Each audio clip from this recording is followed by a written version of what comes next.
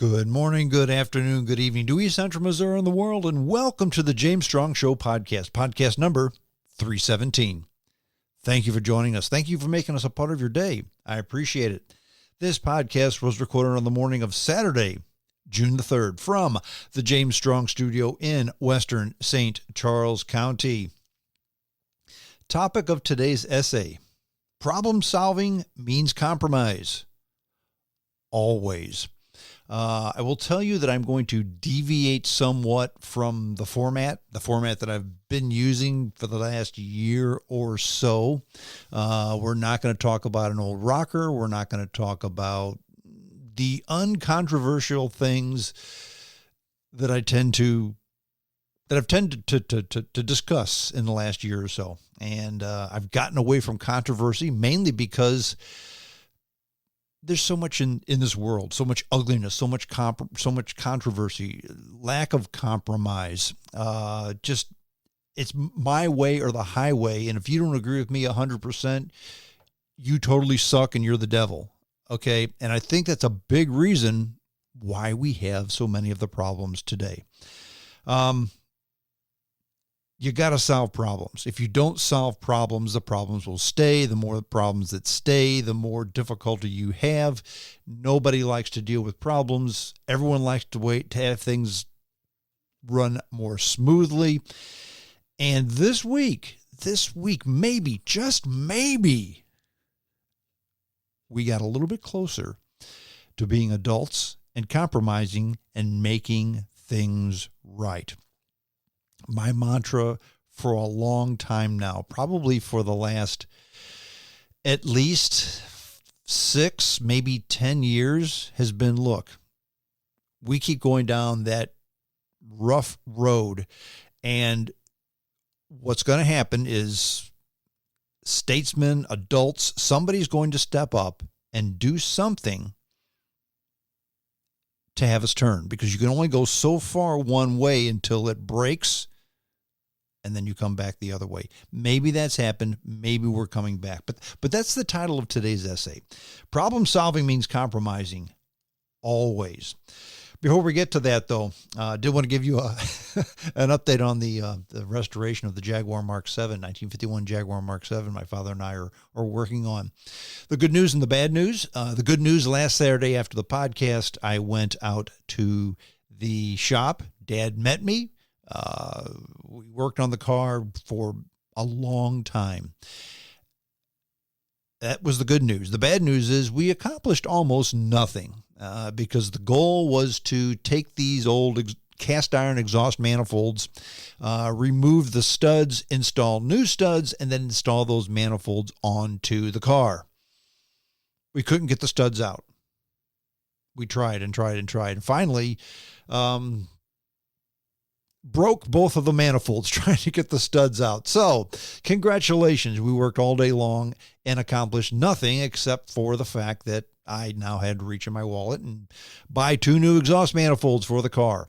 They've been ordered. One of the 2 is already here. It's funny because they came from 2 different warehouses. One came from a warehouse in Virginia. One came from a warehouse in California. The Virginia one's here. The California one is not. So new exhaust manifolds have been ordered. One has been received. Exhaust gaskets have been ordered. They've been received. Fasteners for the assembly of the rest of the exhaust and the hangers have been ordered. Won't get them till early next week. So no work on the car today. But next week, cross your fingers, we'll get some exhaust manifolds assembled onto the Jaguar Mark 7. Okay, problem solving means compromise always. To the subject of today's podcast, today's essay on the podcast. The world is a mess. I mean, nobody seems to get along. I mean, absolutely nobody. The left versus the right, the gay versus the straight, the gay versus the trans versus the pans. I mean, nobody gets along. I mean, black versus white versus brown. I'll talk on that briefly too. And it goes even further than that. Believers versus non-believers. I'm talking about Christians or any religion at all, whether it's Jewish, Muslims, Christians, whatever. If you don't believe our way, then you suck. It doesn't matter if you're a Christian or if you're an atheist. Everybody else sucks except for the people who think our way, okay? And it's even worse than before. We've always had a little bit of that, and you're always going to have a little bit of that. The left is never going to agree with the right. But anymore, you have the left being, nobody needs to work, just tax the rich, probably grind their bodies up into a pulp, take all their money and give it to the poor. And the right, our country is no different from Russia, so we need to give everybody 18 guns and storm the Capitol. Okay, they've never been further apart. The whole gay versus straight thing, this is Gay Pride Month, and I may be saying the wrong thing, but which is fine, okay? I don't care what your sexual orientation is. I really don't. I don't care what you do in your spare time. That's your business. I think you should do what you want to do in your spare time. But it's just not the gay folks not liking the straight folks, because now it's the trans folks not liking the gay folks. And it's the lesbians not liking the male homosexuals. And it's almost like the pansexuals not liking the transsexuals. The ones with the blue hair not liking the ones with the pink hair. I mean, it's bizarre. We've always had racial divides in this country, and we always will, because people are more comfortable with those that are more like them. But it's just not black versus white. It's now black versus white versus brown versus the newest movement, believe it or not, that I read about are the the Latino white supremacists, okay? Which is bizarre. And if you think about it, was the Proud Boys? The head of the Proud Boys was Latino. But there's Latino and then there's Latino, I guess. If you're from the Dominican Republic and black as coal, you're Hispanic. If you're from one of the other Caribbean countries or South American countries like Argentina, and you're whiter than me, you're Hispanic. But now we've got a white supremacy movement amongst the Latinos. So again, one more way to divide us, okay? And the believers versus the non-believers, I mean, you've always had, the Christians that believe in God versus the atheists that say, you know what, prove that there is a God. And of course, the Christians can't, so there's always that divide. Just so you don't throw one another under the bus and have the Christians say, okay, you think this way, so I'm not going to associate with you because you're going to hell. Or the atheist saying, well, you don't agree my way. You're just you don't like the science, so I'm not going to associate with you. It's just gotten to be a brand new divide. Okay. And this whole divide that we have in the country, maybe the world, probably the world, I think has a lot to do with the fact that we read a lot about it now. I mean, used to be once upon a time, you'd read about it in the newspaper or a magazine or listen to Walter Cronkite tell it to you at 5 o'clock at night. Now it's Twitter and Facebook and Instagram and real-time news that sometimes is just made up. Okay. So that's part of it too. But the culprit is almost always greed. Okay. And when I say greed, I don't necessarily mean money greed, but my way or the highway greed. I'm a left winger. I'm greedy. I want to see things my way. Same with the right. I'm gay or straight, and you must think my way. If I am a pink-haired, born a man, want to be a woman, but really is pan, and you have one green eye and one black eye, and walk around dressed like something out of Star Wars, not only must you accept me, but you must agree with what I say, or you're a racist, bigot, homophobe, et cetera, et cetera, et cetera. Okay.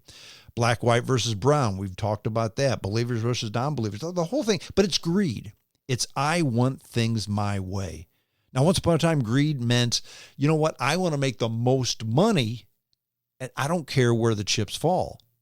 Now it's I want everybody to agree with me, and I don't care where the chips fall. My way or the highway. Now, I talk about the ray of hope.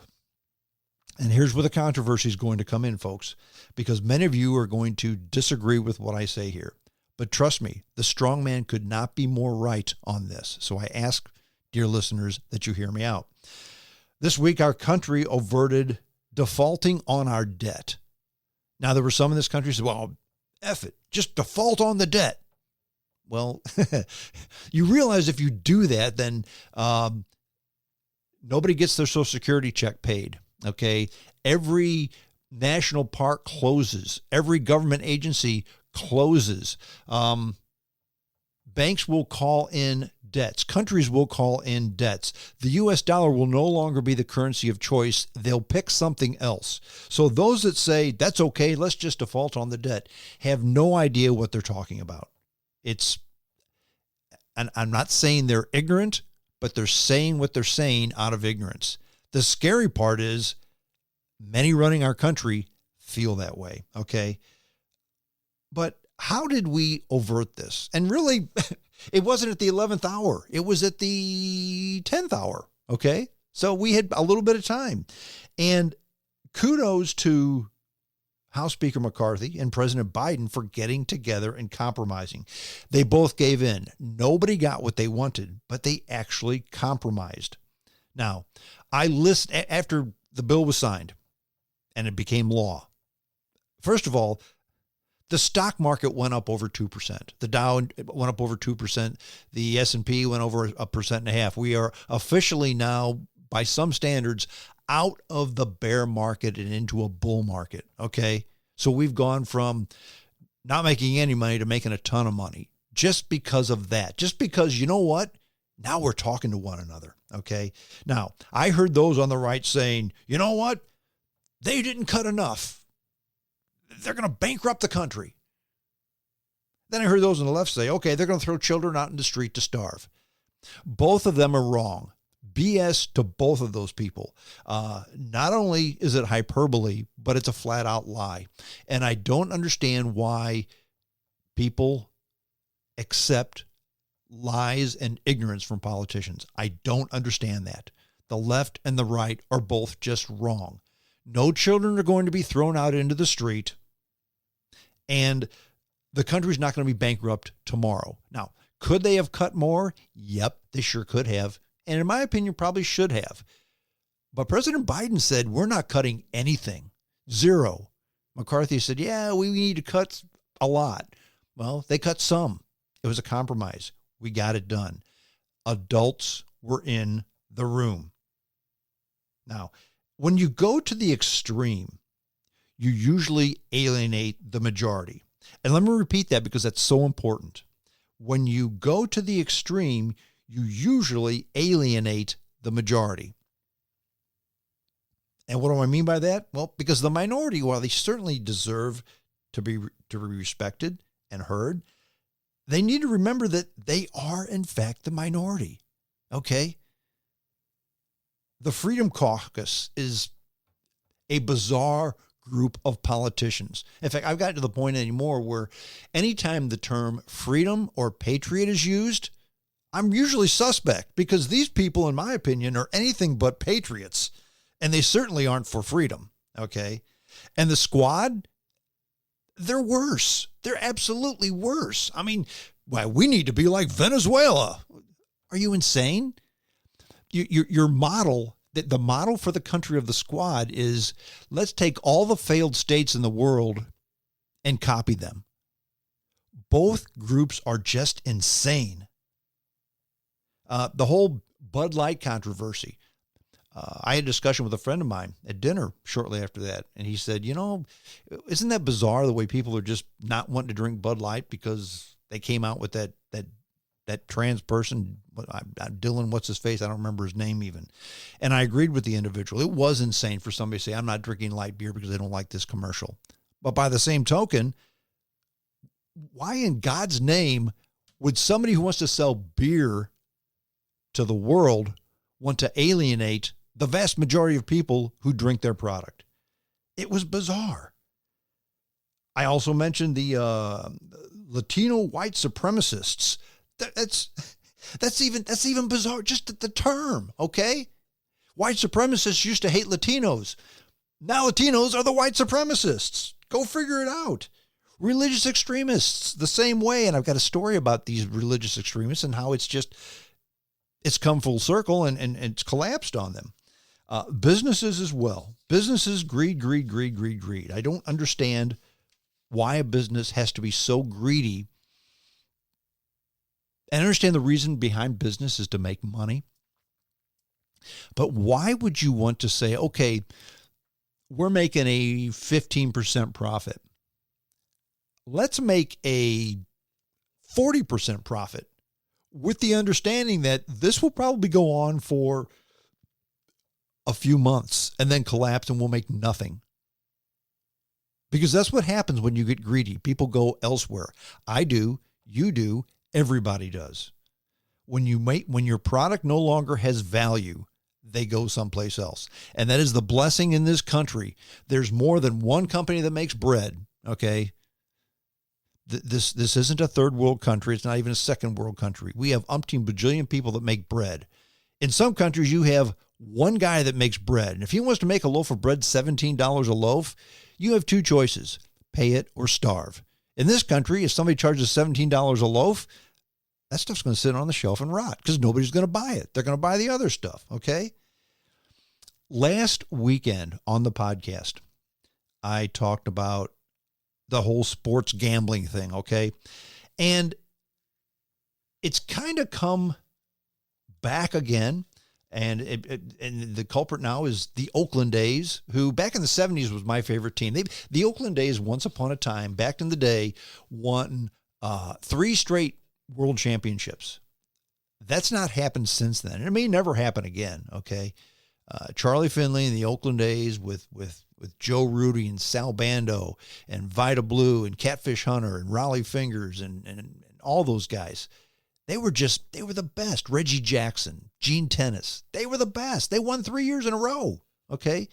The Oakland A's aren't like that anymore, okay? In fact, when the Oakland A's back in April abruptly announced their intention to relocate to Las Vegas, a few important details had not quite been nailed down, like how are they going to build a place to play in Las Vegas? Well, recently, the team's plan to relocate after more than 50 years in Oakland and in the now decrepit Oakland Coliseum, starting to take shape, kind of.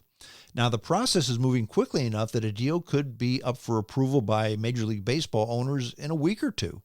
That, however, depends on whether a deal to finance a stadium clears in the Nevada legislature.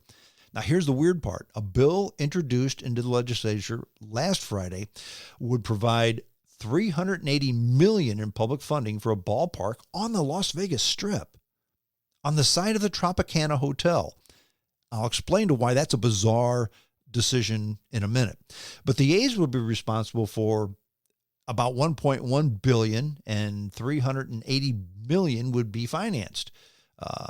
Now, Major League Baseball owners, they have meetings in New York City on June 13th, 14th, and 15th in New York, and they're going to go ahead and vote on approving the A's relocation. And they're probably going to vote on waiving what they call a relocation fee, something they can line their pockets with.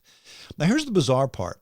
The Las Vegas proposal, it calls for a 30,000-seat stadium. Now, that's by far the smallest in the majors. Not even close to anything is that small in the majors.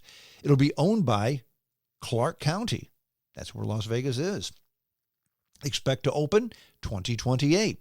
Now, the A's existing lease with the Coliseum in Oakland is currently not even set to expire until after next year, which means the team either needs to attempt to extend their playing time in Oakland or leave and play someplace else in Las Vegas till the ballpark is finished.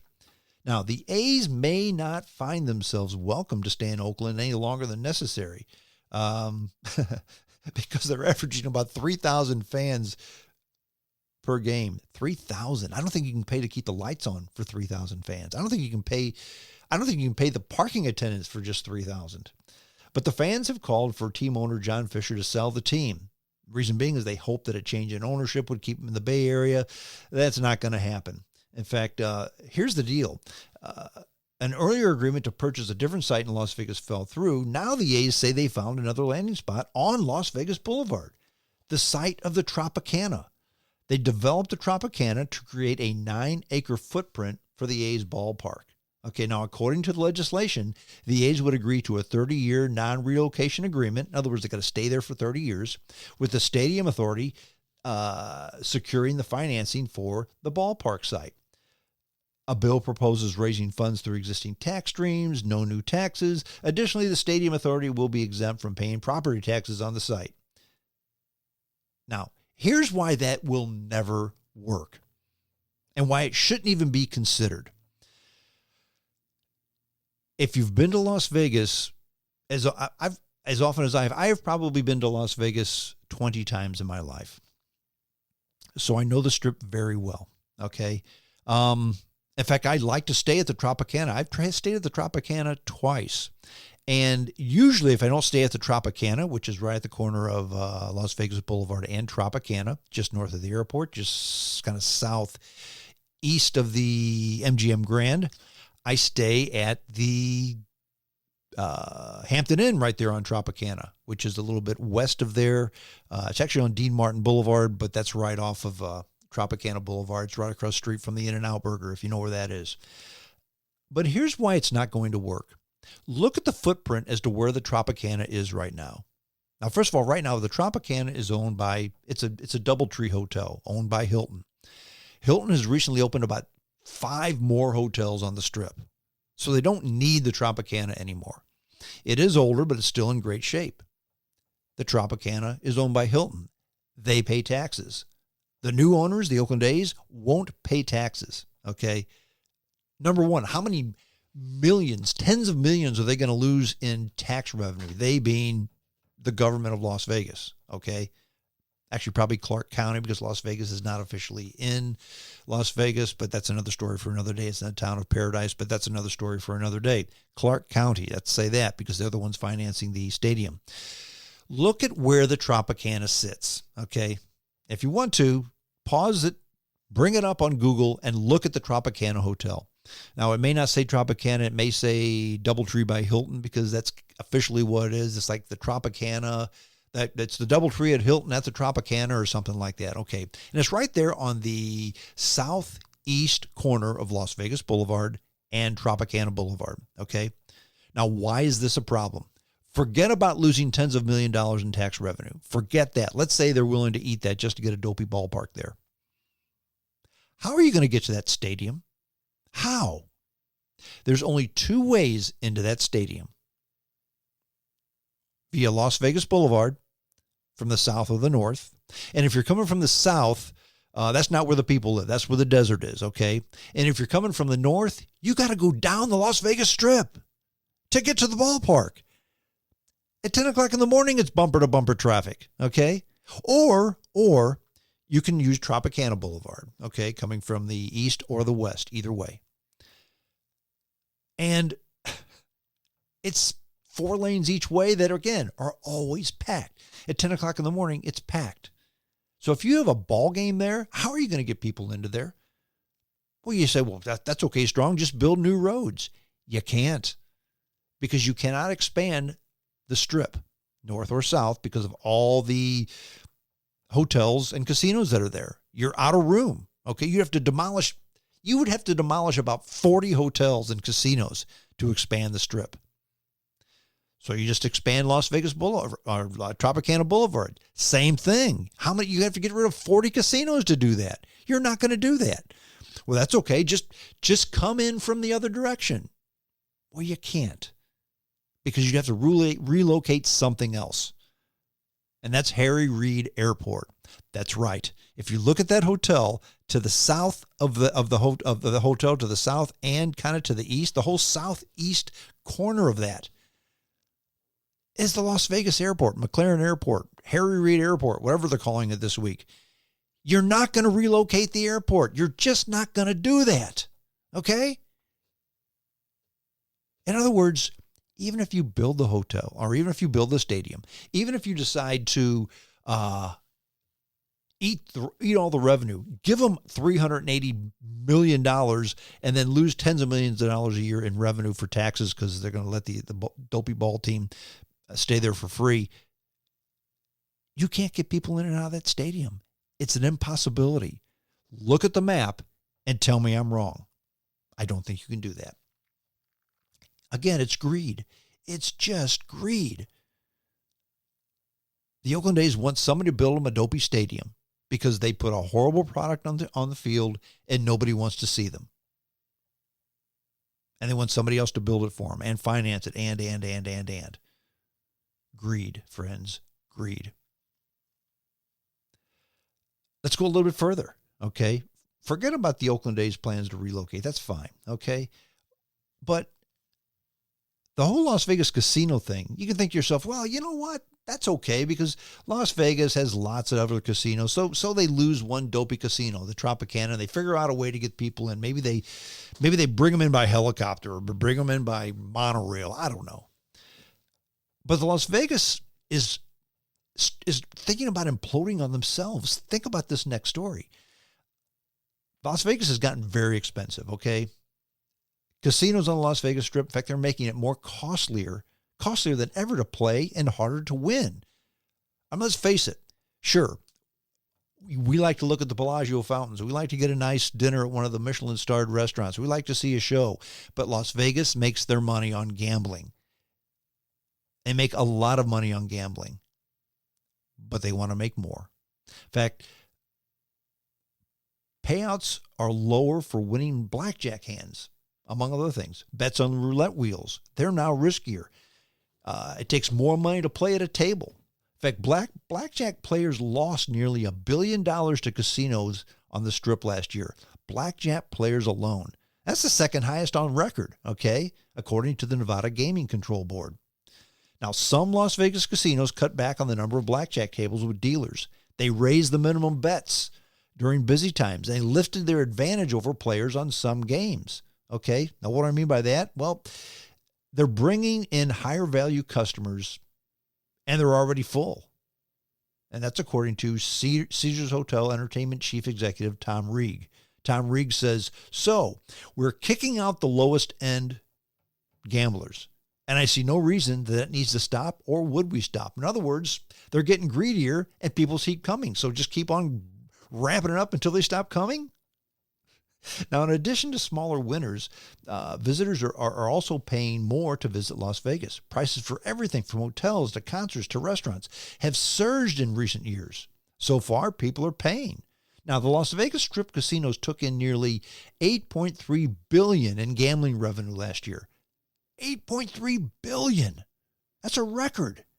Okay? Now, in 2022, the number of visitors fell short of record levels, but they're spending more. In fact, MGM Resorts has cut blackjack payouts at most of its tables. Now, blackjack historically paid out a ratio of 3 to 2. In other words, when a player hit 21 on the first two cards, that means the gambler wins $15 for every $10 bet. Now, many blackjack tables on the Strip pay out 6 to 5, which means you put in $10, you only get 12. So people are starting to figure out that something's wrong, but it's just not obvious what it is. That's according to John Mahaffey. Mahaffey's a former professional card gambler turned writer.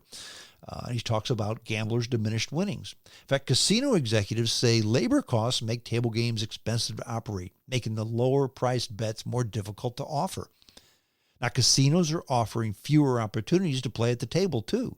Now, last year, Strip casinos had about just over 1,000 blackjack tables. That's down 19% from a year ago. So they just have less tables. In other words, people get in line. In other words, they're going to pay the extra price. Casinos have automated some of their offerings with electronic table games like blackjack and roulette with machines. They don't require a dealer, okay? Now, in many cases, those offer lower minimum bets to appeal to bargain bettors.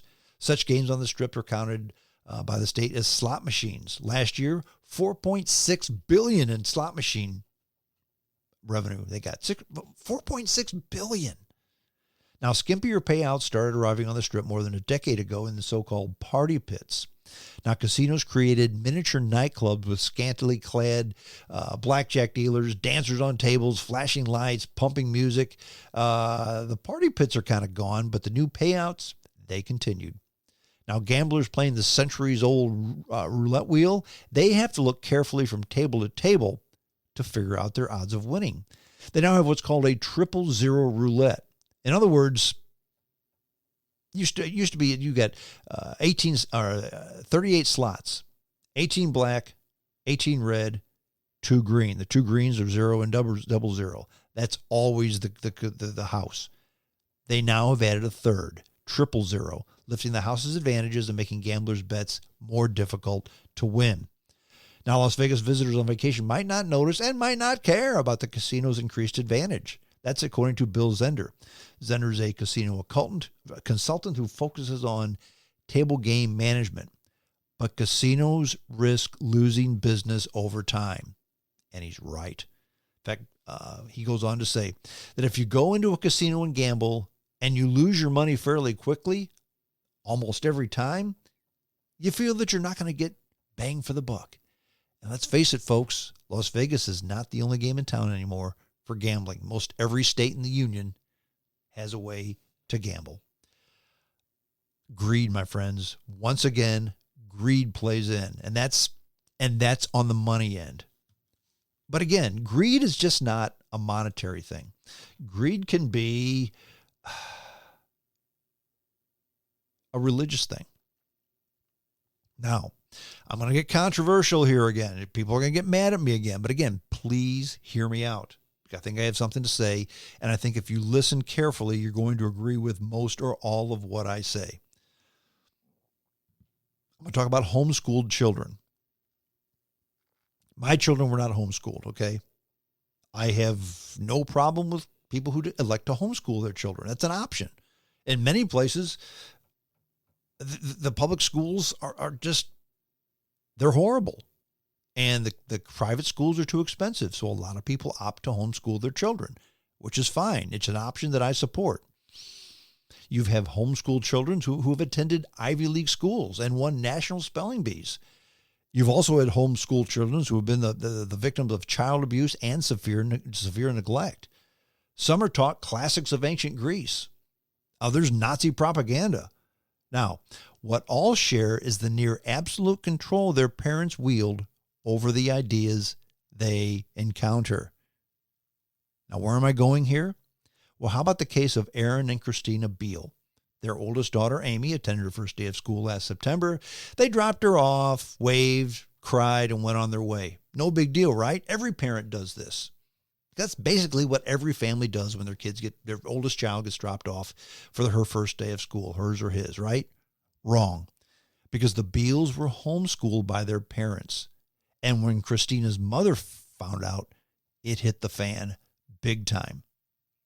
Now, here was the first flag in this story that told me that these parents of the Beals, Aaron's parents and Christina's parents, because they were both homeschooled, their parents are bizarre.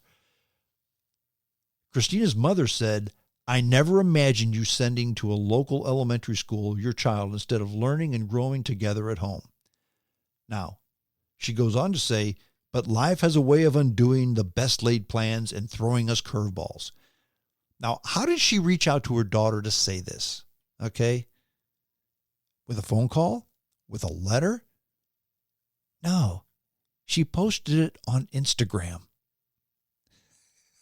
That is bizarre. If your daughter's doing something you think is wrong, why would you just post it to Instagram? Why don't you pick up the phone and say, "Hey, sweetheart, what's going on here? Why are you doing this? Let's talk about it." Okay. Now, here's my problem with many homeschooled people. And here's my problem with many, and I'll use Christians this time, but there's Jewish, there's Islam, there's atheists, there's everything that's an extremist. But I use Christian extremists this time because that's what the story's about. And I'm Christian. Okay. Here's something the Christian fundamentalists that many of them teach. And it's greed. It's selfishness. It's my way or the highway. That the earth is only 8,000 years old. That Noah brought dinosaurs on the ark. That beating your children into submission is the best form of discipline because that's what it says in the Bible. This is how Aaron and Christina's parents raised their children. And they did it because it was in the Bible. And that's what caused them to revolt. How did Aaron and Christina even meet? It was an arranged marriage. The daughter just stayed at home because she wouldn't date because Of course, most men are evil. Her father knew a guy who introduced them. They had chaperone dates, and then they married. Okay? So it was an arranged marriage by people in the United States. And it was one of these, the man is always in charge and the woman must be submissive to the man. Which, okay, I know it says that in the Bible, but again, when you read anything in the Bible, you have to remember several things. First of all, by the time we're reading it in English, it's been translated about 5 times, okay? And you always lose something in the translation. You also have to understand that the context in which it was written, okay? In other words, put it this way. Earlier, I said when Christina's mother found out what Aaron and Christina did with her granddaughter, she lost her mind. Okay, she really didn't lose her mind. She was upset. Losing your mind is just a figure of speech, okay?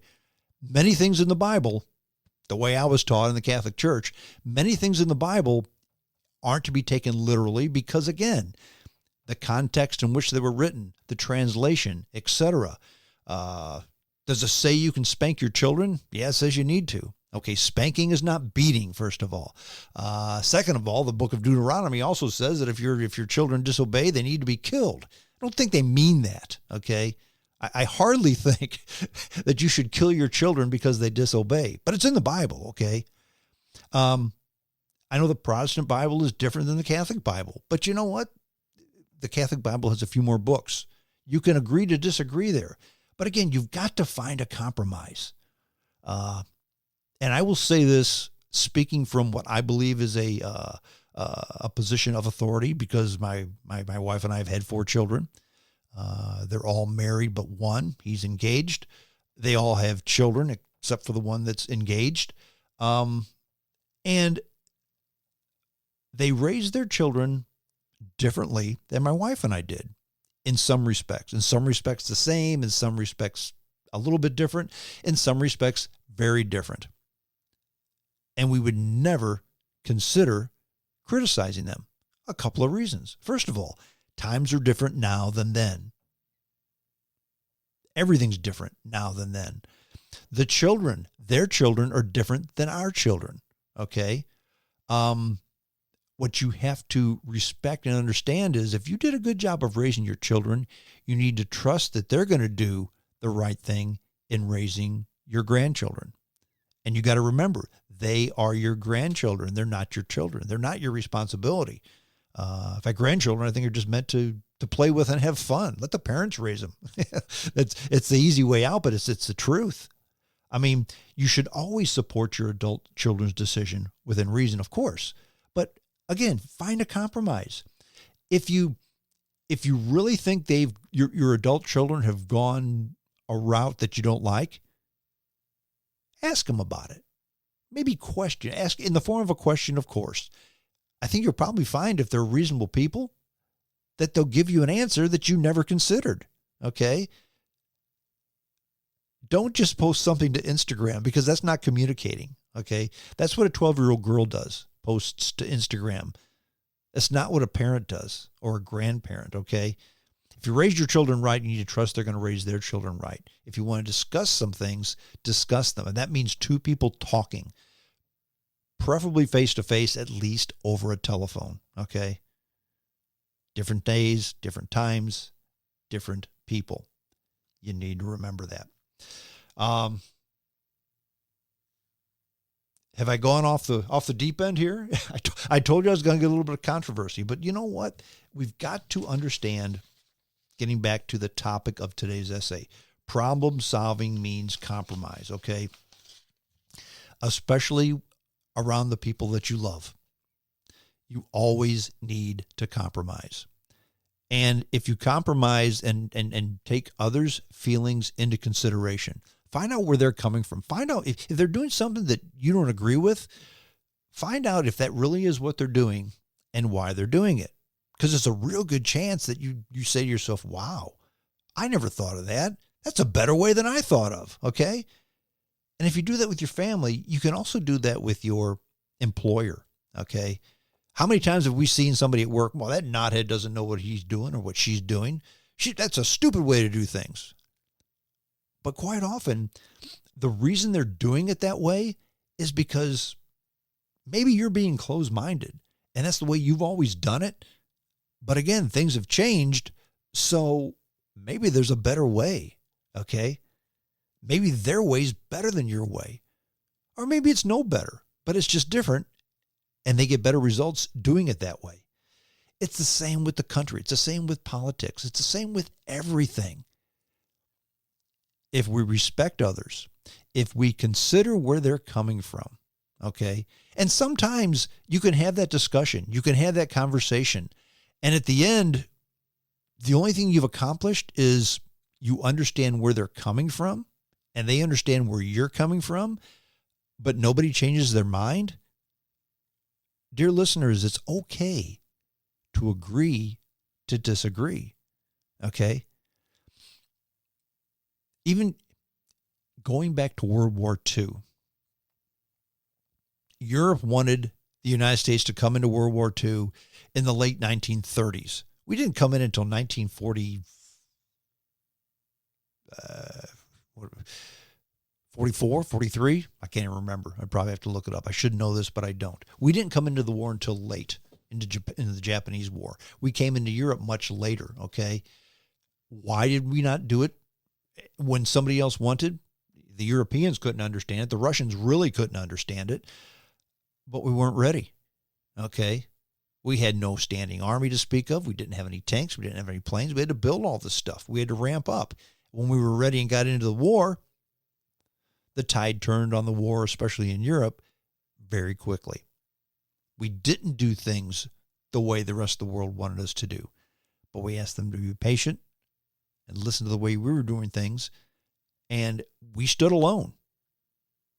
But we did things our way, and we kept them involved, and we kept them in the loop, okay? And we compromised. Many in this country wanted to stay out of World War II to begin with. Others wanted to get in 1938. We had a compromise, and it worked out pretty well. Now, didn't it? Wouldn't it be better if we always compromised so that most everybody got most of what they wanted? Now, what does that mean? That means the fringe on the right, the fringe on the left, the fringe on the gay, the fringe on the straight, the fringe on the black or the brown or the white, the fringe on the Christian or the Muslims or the Jews or the atheists. They're all going to be upset. But if you look at any society where the fringe rules the roost, it never works. If you think it has, send me an email, jamesstrongshow@hotmail.com. Tell me where I'm wrong, and I'll even give you airtime to make your choice. Well, that's it. We're done. jamesstrongshow@hotmail.com. That's the email address, jamesstrongshow@hotmail.com. That's how you can get your podcast from The Strong Man. It's the easiest way. You don't have to do that. You can go to iTunes. You can go to iHeartRadio. You can go to Player FM or Facebook or Twitter or TuneIn or Radio Online or the podcast app or YouTube or Spotify or Castbox or Deezer or GeoSavan or Amazon Music or Podcaster. You can go umpteen bajillion different places and get the podcast. That's it. We're done. Have a good weekend. Have a good day. Until next time, this is James Strong saying adios.